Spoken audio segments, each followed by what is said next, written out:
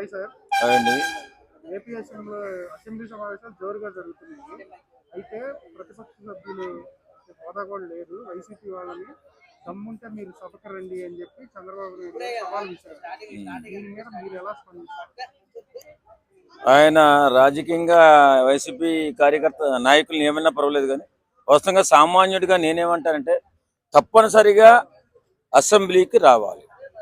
ఎందుకంటే ఏ పని జరిగినా అసెంబ్లీలో జరుగుతుంది కాబట్టి ఏ తప్పనిసరి పరిస్థితిలో గెలిచినటువంటి ఎమ్మెల్యేలు అందరూ కూడా అసెంబ్లీకి వచ్చి అసెంబ్లీలో పార్టిసిపేట్ చేసి అక్కడ జరుగుతున్నటువంటి కార్యక్రమాలపై ప్రజలకు న్యాయం జరుగుతుందా అన్యాయం జరుగుతుందా చూసుకునే బాధ్యత, ఏదైనా అన్యాయం జరుగుతుందా అనిపిస్తే పోరాటం చేసి ప్రభుత్వానికి ఎదురుగా నిలబడి పోరాటం చేసి ప్రజలకు న్యాయం జరిగేలాగా తప్పనిసరిగా చేయాల్సిన బాధ్యత వాళ్ళకు ఉంది. కాబట్టి అందరూ అసెంబ్లీకి రావాలి.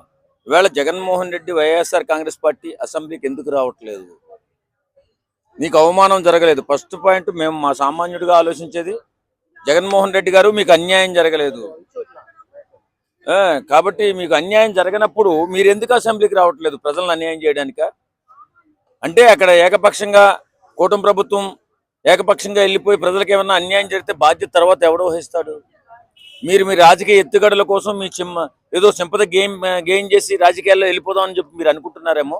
అది జరిగే పని కాదు. ఇప్పుడు అందరూ కూడా చదువుకుంటున్నారు, అందరూ కూడా రాజకీయాల పట్ల ఎంతో కొంత నేర్చుకుని ఉన్నారు. కాబట్టి మీరు తప్పు చేయకుండా, మీరు తప్పు చేయడం అంటే మీరు ప్రజల పక్షాన్ని నిలబడకపోతే మీరు తప్పు చేసినట్టే లెక్క. కాబట్టి మీరు వచ్చి అసెంబ్లీకి వచ్చి తప్పనిసరిగా అసెంబ్లీలో జరుగుతున్నటువంటి ఈ 6 గ్యారెంటీలు ఇచ్చారు కదా, 6 గ్యారెంటీలు అయినా అవకతవకలు జరుగుతున్నాయా లేదా? ఇప్పుడు చేపట్టబోయే పనులు అసెంబ్లీలో పుట్టపోతాయి కాబట్టి ఆ పనుల పట్ల మీరు ఏమనుకుంటున్నారు? ఇవన్నీ ప్రజలకి తెలియపరచాలా? ప్రజల పక్షాన్ని మీరు నిలబడాలా? అసెంబ్లీకి రావాలా? అందరి పక్షాన్ని పోరాటం చేయాలా? తప్పనిసరిగా ప్రజలకి మీరు అండగా నిలబడాలా? లేకపోతే మీరు పార్టీ మూసేసుకుని మీకున్నటువంటి 11 మంది ఎమ్మెల్యేలు రాజీనామా చేసి వెళ్ళిపోండి.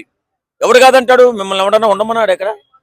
కాబట్టి చంద్రబాబు నాయుడు గారు ఏమన్నా మనం అనుకునేది, సామాన్యులు అనుకునేది ఏంటంటే మీరు ఎమ్మెల్యేగా గెలిచినందుకు అసెంబ్లీకి రండి, చక్కగా అసెంబ్లీలో కూర్చుని జరుగుతున్న పనులపైన విశ్లేషణ చేయండి, ప్రజల పక్షాన్ని నిలబడండి అని చెప్పి మనస్ఫూర్తిగా కోరుకుంటున్నాం.